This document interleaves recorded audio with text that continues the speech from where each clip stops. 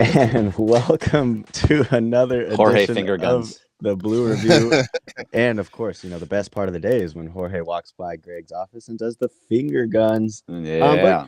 guys, before we get into anything, on this Thursday, May the 2nd, Greg and I wanted to do something really quick, and What'd you that say? is Happy birthday, Marcus. happy Happy birthday, birthday.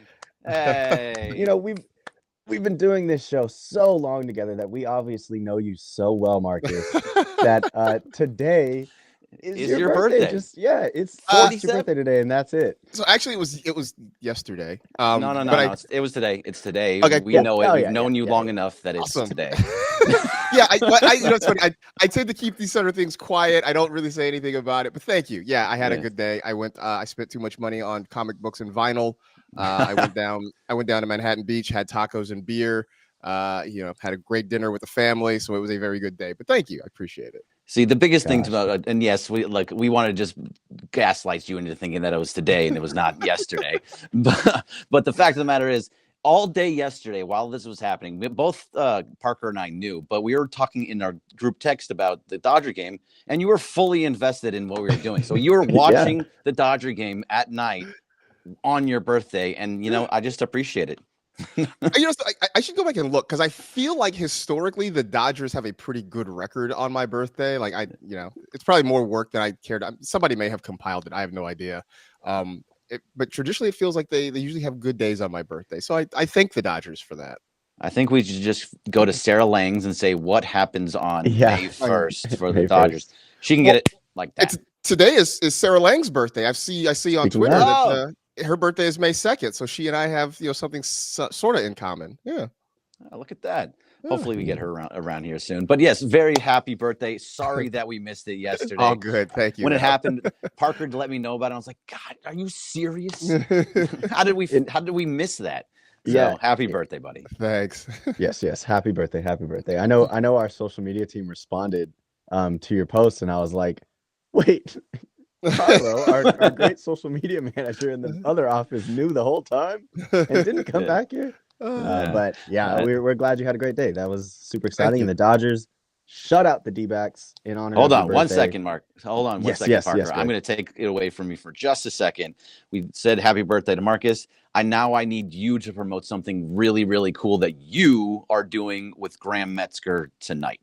Oh, gosh. Thank you, man. Yes. So if you haven't seen, I know the Circle of Trust, you guys are just loyal followers and fans of 710, and you saw Graham put up a post. If you haven't seen it yet, Graham and I are actually going to be doing some play-by-play of some Division I baseball, Sierra Canyon versus Orange Lutheran today over at Hart Park in Anaheim, and it's just going to be a fun time. Tune in at 3:15 on.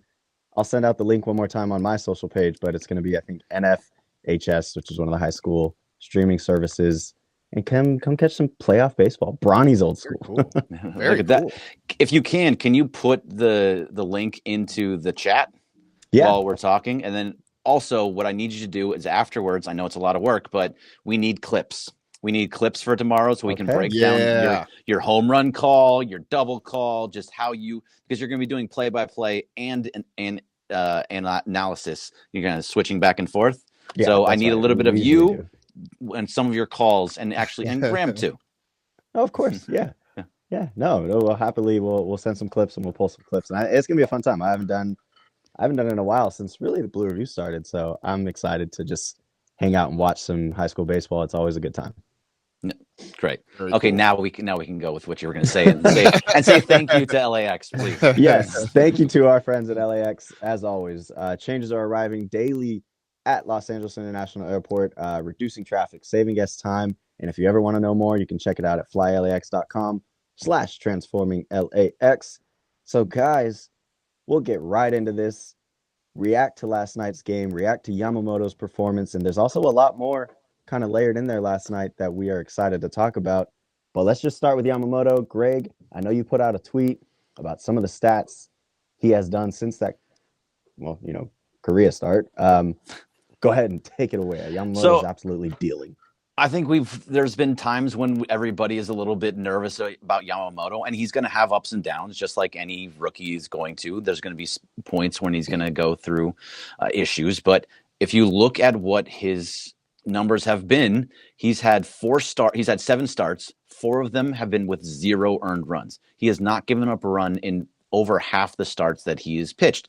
The other 3, yes, he's given up. He got blasted by the Padres twice, really gave up 5, gave up 3.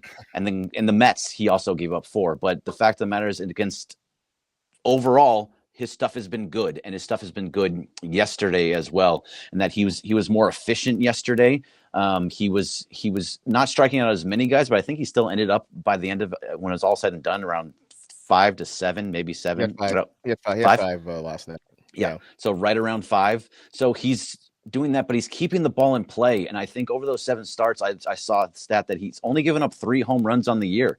That to me is a big deal. He keeps the ball in play. He keeps the ball on the ground, and that's a success. That's a recipe for success, especially when you have a defense that sometimes can struggle, but they're much better on the infield than I originally thought. So no matter what, it's really nice to see Yamamoto go out there and just pitch the way that we all knew he can pitch, and is kind of at the moment saying that $325 million that I'm making is worth it. Yeah, no, he's been great his last couple of starts, especially. And the thing that I have been wanting to see from him, he's avoiding the high stress innings, right? He's not pitching with a lot of traffic on the bases. He is staying in the strike zone. I mean, he had 2 walks yesterday, which I don't think the first one came until maybe the 5th inning. Late. I think. Yeah. So he had 2 walks yesterday. He's had, I'm counting. He's done 7 walks all year long in his starts so far. So he's making guys earn their way on base, but he's getting a lot more strikes, swings and misses. I think right now he really is sort of rounding into shape. The question is, so is Austin Barnes going to be his own personal catcher, or is this just coincidence that Barnes has caught his last couple of starts? I mean, it very much could be coincidence. We'll probably see Will Smith with them, and I'm hoping that if it works for him, fine. I think Austin Barnes is Kershaw's personal pitcher. If that's what you need from Yamamoto, that's fine. But no matter what, Will Smith is going to get going to play at the end of the day. Oh, yeah. So he needs to too, and we can get into more on that later. but like yesterday with Ohtani taking a day off, just a planned day off, that allowed you to put Will Smith into the DH spot.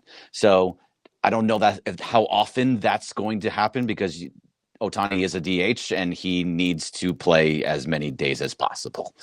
And I want to see Will Smith in there as much as possible. But if that's going to keep a young pitcher like Yamamoto happy, then I'm happy with Barnes being there too. So looking at everything else outside of Yamamoto, guys, and I think we'll get into Yamamoto a little more moving forward, but just in general, everyone reached base safely, I believe, even CT3, which really cool tidbit about him. He reached his 1,000th game. And yes, shout out to CT3 for moving his average up to maybe 78. Yeah. CT3 is always 0.078. 078. Yes. Because he went 1 for 4. So, actually went up a little bit. Actually. Yeah. Yeah. Was he 1 for 2? Shout out to it. Oh, because he walked. Yeah, that's right. A couple walks. Yeah. Mm-hmm. A couple walks. But just looking at that little tidbit that he reached his 1,000th career game, and I actually, speaking of Sarah Lang, saw her tweet the other day about both him and Ketel Marte hit that 1,000 mark at the same time, and it was only like the 5th time in history that 2 players reached that 1,000 game mark at the same time while they were opposing players. So it was really cool. Actually, no, that was the first time they were opposing players. Usually they're on the same team. But anyways, shout out to C3 for doing that. And one thing that I heard one thing I heard on the broadcast, and I don't know if I'm saying it right or not, but they were saying that Ketel Marte actually was blocked in the Seattle minor league system by CT3, and that so they actually were together up there, and he would have been Ketel could have been higher or whatever it was, but CT3 was blocking Ketel Marte in the Seattle Mariners system. Wow. The strings are connected. Look at those two, just kind of the through line. Yeah, man. But no, looking at yesterday's game, Montgomery, like you said, Marcus, when you were texting us during the game, he probably wished there was another B delay. Yeah. Was not a great outing for him. So the second inning, 5 runs put up by the Dodgers, the best inning, we've seen in a minute outside of maybe that high scoring game we had the other day. Let's take a look at it. Andy Pages, we'll start right there. Marcus, you see that home run, third of the season. How are we feeling about his performance so far and seeing him come into just his own shape and form as a rookie? Yeah, no, he's been as advertised, right? I mean, he gets a hit on the very first pitch he sees in the major league. He gets a hit. Then he kind of goes through a little bit of a mini slump. Since then, he seems to have figured some things out. I mean, the power numbers are starting to show up there for him. He got 3 home runs now. Even when it's not leaving the yard, he's hitting the ball hard. He's consistently putting it in play. And I'm really impressed. I mean, look, this team, they're going to strike out. He struck out 3 times last night. But the fact that he actually makes as much contact as he does, considering how aggressive he is at the plate, is sort of really remarkable to watch. But he's absolutely been hitting the cover off the ball, and has provided a nice anchor, I think, at the bottom of the lineup. And you're seeing the guys sort of around him sort of benefit from that, right? Kike is hitting the ball hard. Miguel Rojas, when he's in the lineup, is putting the ball in play. I mean, we talked about Chris Taylor getting a hit, but I really do feel like Pages has sort of become that nice anchor spot in near the bottom of the lineup where he's not an automatic out. And teams are really going to have to think about what they're offering him when they pitch to him. Yeah, I 100% agree on all of that. Pages at the bottom of the lineup is doing everything that you want, and everything you're saying, Marcus, that he just is helping everybody else. It's really nice to see that shot that he hit was an absolute blast too. It was just like, as soon as he hit it, you're like, yeah, that's gone. There's no way that's not. So he has the power, he has the poise, he plays a good center field, a good outfield just in general. So he's been a really nice revelation for this team. Is going to, and very, very much help the bottom of the lineup. I know he's in the 6th spot yesterday, but only because Ohtani was out. But he did strike out a couple of times yesterday, and some of them were on some. He swung under them. There was just going to, as a young player, he's still going to be trying to hit the ball out on every pitch. And I think if he can kind of figure that out, he won't strike out, because he wasn't striking out very often. And then now 3 in 1 game, that's a lot for him. Hopefully he kind of evens that out a little bit. It's when you hit a couple of bombs, and like you said, you start thinking, okay, I can do this. Yeah. Maybe over swinging a little bit. So Will Smith, of course, Greg, you wanted to talk about him a little bit. So we saw the dinger, absolute bomb, nuke. Go ahead. I mean, what were your thoughts on just, 1, his performance as a DH, which, like we said, is weird to see, but 2, just his season so far, almost top 5 MVP, if not top 3. Go ahead. What are your thoughts on Will? It's going to be really hard for him to get any type of votes for the MVP, but especially this early in the season. But if he continues the way that he's continuing as a true cleanup batter that cleans up the bases consistently, then he's going to have to be up there. The fact of the matter is, he has, I think, 25 or 26 RBIs at this point, and he's either leading the team or right there with Mookie at the top. So this is a guy that he's going to get opportunities. He's going to get opportunities consistently. And if he continues to keep coming through, and he does it all year long, he's not going to hit 400, let's say. But if he can stay around where he is, batting 330, 340, and getting 100 RBIs and showing the power that he's starting to show and hitting home runs and getting up there, he very well could get votes. He's going to have to work really hard at it to get there, because he has so many guys in front of him, and Mookie and Freddie and Shohei. But I think, like, if he puts up bigger numbers than all those guys, because he has the more opportunity, then yeah, he's got a chance. I don't know if you agree, Marcus. I mean, he does have a chance, but you're right. I mean, just on name brand alone, there are 3 guys that are going to be ahead of him in line. So that's going to be his problem. I mean, I still love, somebody at the beginning of the year said, on any other team, Will Smith is the superstar. Yeah, he's the number 4 guy on this team. But I think one, having those 3 guys ahead of him, as you mentioned, is going to help him, because he's going to get pitches to hit. But I think having those 3 guys ahead of him also sort of helps, because there's less pressure on him. We want to see him hit. We want to see him continue to succeed. But it's always going to the conversation's always going to be around Mookie, Shohei, and Freddie. And so Will Smith can sort of operate, under the radar a little bit, so to speak, and just the pressure's not there for him to go out and be great every single day. Love that he's showing more power, though, that the power numbers have started to show up the last week or so. That's fantastic. So it will take a lot. I mean, we're not even talking about other guys in the National League, right? We're still talking about just the three guys on his own team that are sort of blocking him from MVP potential. But look, if he goes and he hits 30 home runs and he hits 320 and is third in the MVP voting, I'll take that too. I'm absolutely fine with that. The fact of the matter, if he gets into the top 5 in MVP voting and you have 3 other guys in there, I think we're okay. I just want him to get votes because I see how much he's worked. He's working defensively too. He's a good defensive backstop at this point as well, just being a smart guy back there. And I think he's calling games better. We're seeing more guys with lower numbers, like run numbers. So I just think that if he can do everything, he deserves votes. Yeah.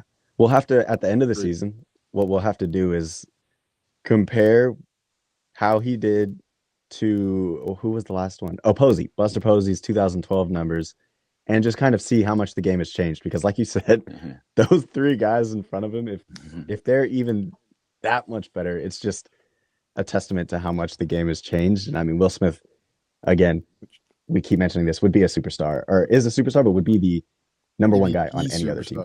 By the way, you talk about him getting better defensively. I mean, I'm just looking at the numbers right now. He's caught 9 base runners in 11 attempts. 9 out of 11 so far. He's caught them? 9. So I'm sorry. 9 caught steals, 11 stolen base. So 9 out of 20. Okay. So still 45%, which at this point is a career high for him in terms of caught stealing percentages. Yeah. So if you're anywhere near that, if you have 9 caught stealings at this point of the season, people are going to stop running on you. Yeah, exactly.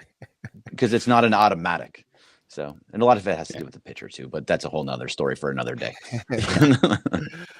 So, guys, no Shohei, no problem. We're obviously not going to see a lot of that, and knock on wood, we hope we don't see a lot of that.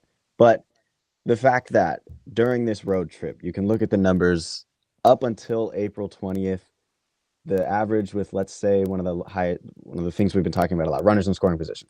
Up until April 20th, they were hitting 244, which is good for that bottom half of the league, 20th or so. Since then, since the 21st, on this road trip, essentially, 301, which is 5th in the MLB. And like we've been saying, 1 through 9, everybody's starting to hit those 2-strike counts. Everybody's starting to go better. I think there's numbers with that, too. They're second during this road trip. Now they're second in the MLB, batting 222 with 2-strike counts. Just the offense production in general. The fact that, Marcus, you can see this squad go and shut out 8-0 with no Shohei. What is this saying about this Dodgers team? And moving forward into this month of May, what are your predictions? Like, how are you feeling about what this team is going to look like at the end of the month? Well, they're starting to lock in, right? And maybe they sort of used, end of March and early April as kind of an extended spring training or something. I mean, I think, seeing some consistency in the lineup, and I know there was no Shohei yesterday, but I think everybody's sort of understanding their roles, right? We know Gavin Lux, for instance, isn't going to play against left-handed starters. So we're going to see Rojas in those situations. He is sort of accepting his role. And I think that was the thing that Eric Karros talked about yesterday. Just, Rojas understanding that he's not going to be an everyday player, but it's working for him and it's working for the Dodgers. And, on top of it, all these other guys starting to perform. Pages, Teoscar slowed down from the start of the season, but still is coming up with big knocks. Barnesy hitting well. So that's working. The pitching staff starting to come together as well, too. So, weirdly, I feel like they haven't had all 3 guys at the top of the lineup hot at the same time, right? I feel like 2 guys will sort of be hitting and one guy is, I use the air quotes, slumping, or maybe not as hot, right? So like at the start of the year, it was Mookie and Freddie, and Shohei took a little bit of time to get going. Then Shohei got hot, and Freddie kind of went into a slump. Now Freddie's picking things up. Mookie had an 0 for 7 stretch until he had a couple of hits. I am waiting for the stretch when all 3 are just on fire at the same time, because that's going to be fireworks. Yeah, it's going to be. You're right. It's funny that we say that they're all slumping at some point, and they all have like 1,000 OPS, Right. 400 on base percentage, and batting over 300. I mean, like it's funny that they're just not hitting at the same time is actually a thing with those kind of numbers, but it's kind of true. And like even Freddie, he had a pretty bad game yesterday, but he had been hitting really well. I think his hit streaks was snapped, right, Parker? Yeah, he went 10, over. right? He walked. Yeah, he got on base, but he didn't get a hit. Yeah. Yeah. So it's just interesting. And yeah, without Shohei, I mean, you still I'll be honest, on Mason and Ireland, I looked at that lineup, I'm like, this is a garbage lineup. I hate what I'm seeing here. I actually said this is a crap lineup. And then they put up 8 runs. And like, well, that looks stupid. So that shows you. Yeah. Like, geez, it just helps when you have guys throughout the lineup and they're all playing the way that they're playing. Pages, as we talked about earlier, really helps boost those numbers up too, because him hitting a 3-run home run is going to help those numbers right off the bat. Austin Barnes, you mentioned, he's been hitting the ball really, really hard to start the season. He's not going to always get on base, and this is definitely going to drop. But as of right now, he's batting very, very well. And, the most you can ask for out of a backup catcher. Yeah. It's fine. I wonder how much of yesterday had to do with the fact that they sort of got an extra day to prepare for Montgomery. I know we talked yesterday about the video or the app or whatever that allows them to sort of mimic watching a guy. And so, they watched him, I'm sure, in preparation for what they thought was going to happen on Tuesday. And then when that didn't happen, like, oh, we have another day to study. I just wonder if they were extra prepared for Montgomery, perhaps. Yeah, very well could have been. It's just funny. I mean, like, can I go back to Chris Taylor for just a second? Like, yeah. We're praising this man because he got a single. Like, what are we doing? It's like it was like a flare just over the shortstop too. Like, right? Yeah, it wasn't like he mashed it. It was like, hey, take him any way you get him. Woo, CT3. Take him any way you get him, man. Come on, hallelujah, he's back. Single. All right, in this lineup. Yeah, in this lineup. I mean, I see Dodger Ralph in the chat. He says any lineup with Barnes and Taylor is a crap lineup, and that was your exact thing. Right, live on air on Mason Ireland. Yeah, I was like, what? I mean, no Muncy. This lineup sucks. No Ohtani. Yeah. And they put up 8 runs. They heard you. They pulled it out. So as we kind of close out here, just a quick update. I saw from Fabian Ardaya and a few other sources that Walker Buehler will be back for the first time since his Tommy John surgery on next Monday versus the Marlins. Yeah, so we'll be reacting to that. Stay tuned. Always tap into the Blue Review at 9:30. And let's see, we got the Braves coming up. Going to see some Charlie Morton versus Gavin Stone action. And then they have their gala, which is like the yearly thing they do. And I thought this was a really cool tidbit we can maybe talk about tomorrow a little bit when they have their off day. Ed Sheeran's going to perform. Oh. Wow. Yeah, so they're going to have a little private performance for Ed Sheeran at the Dodgers Gala. We look forward to seeing some guys dressed up. See Ohtani suited up. But again, shout out to Marcus Grant. Happy birthday. Happy birthday, buddy. Thank you. May 2nd, baby. That's right. Yes. Thank you for being here. Everyone, thank you for tuning in. We appreciate you. Good luck tonight, by the way, great Parker. Chat today. Yeah, thank you very much. Man. Good luck. Thank you. No rooting interest. I think maybe Orange Lou. I don't know. We'll see. But appreciate you guys. This has been the Blue Review. Shout out to LAX. We'll be back tomorrow. Same bat time, same bat cave. I'll catch you then. And where's that outro? Here it is.